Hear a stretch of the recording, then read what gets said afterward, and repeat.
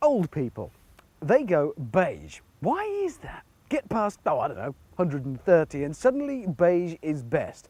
Beige hat, gloves, coat, woolly pulley, slacks, hair, teeth, all beige. It's a phenomenon I can't explain, but it does lead to cars like this.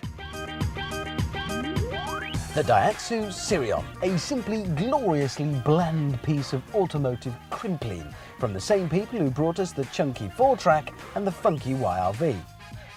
It's a bit deceptive, this, because the paintwork may be blue, but at heart, it's beige as beige can be.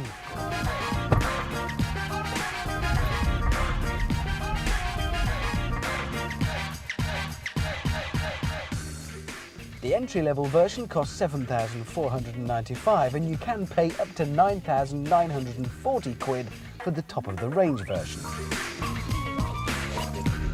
When we're browsing around down here at the bottom end of the market, we do expect to make the odd compromise. In the name of saving a couple of quid, we might sacrifice one of performance, space, build quality, image or style. Most of the competitors in this sector manage to shine at just one thing and then struggle at the rest. They're mini specialists. But here, Daihatsu seem to have compromised on everything. It doesn't stand out as being particularly good or bad at any one thing. It's beige. If you're interested in the figures, it comes with a choice of either a 1-litre 3-cylinder engine that manages to wheeze out a miserly 57 brake horsepower, frankly the thought of that makes my toes curl, or this 4-cylinder 1.3-litre unit that it shares with the Toyota Yaris. Gives a slightly more respectable 100 brake horsepower and 0 to 60 in 9.6 seconds. As for the riding and driving experience, well, the suspension seems to be based on, I'd say, possibly a shopping trolley, maybe a handcart, something like that. Rattly and rugged, to say the very least. And then there's the brakes. Oh yeah, somebody should have thought of that. Mind you, the steering's good. You can go left or right, which is nice. Maybe it does have a talent though, and that's coming with loads of kit, which it does in this 1.3-litre SL, which costs about £8,000. You get front and rear electric windows, air conditioning as standard, fog lamps, and a sporty steering wheel. But hold on, isn't kitting one of these things up to the gunnels a bit like stitching a set of skateboarding knee pads onto your OAP beige slacks? Okay, maybe that is just a bit unfair. Just because a car is small doesn't mean it can't offer a few goodies inside, and I guess they are appreciated.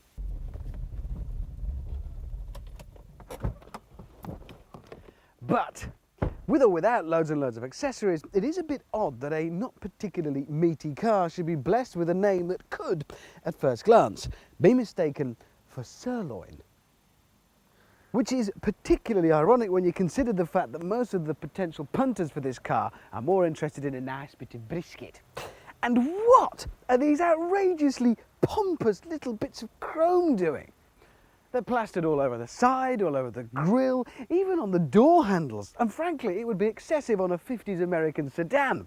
On a small city car, budget priced. How pretentious is that? Richard, the sirloin needs polishing.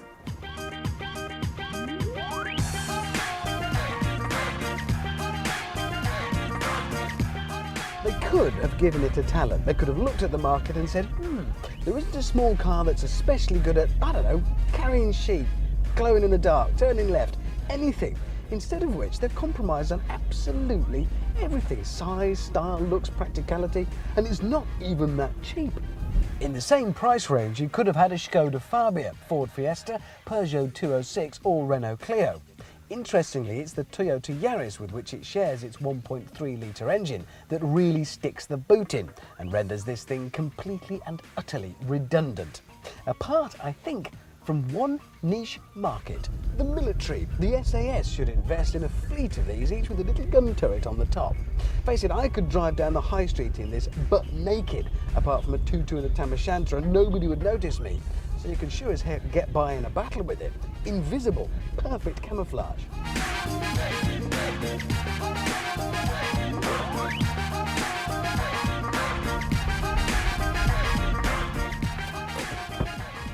So, if camouflage is really your thing, if you're into fading into the background this much, yeah, it is there, then fine, go for it. Though how you'll ever manage to attract the attention of the salesperson in the showroom when you're trying to buy it, I don't know. Now where is it? It's oh, there is. Whew.